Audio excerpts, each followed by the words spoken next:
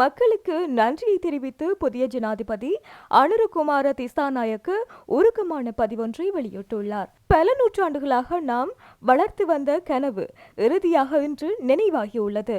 இந்த சாதனை நூற்றாயிரக்கணக்கானவர்களின் கூட்டு முயற்சி. உங்கள் அர்ப்பணிப்பு எங்களை இவ்வளவு தூரம் கொண்டு வந்துள்ளது. அதற்காக நான் மிகவும் நன்றியுள்ளவனாக இருக்கிறேன் என தேசிய மக்கள் சக்தி கட்சியின் தலைவர் அனுரகுமார திசாநாயக்க தெரிவித்துள்ளார். இந்த வெற்றி நம் அனைவருக்கும் சொந்தமானது எனவும் அதிகாரப்பூர்வ எக்ஸ் வலைதள பக்கத்தில் பதிவிட்டுள்ளார்.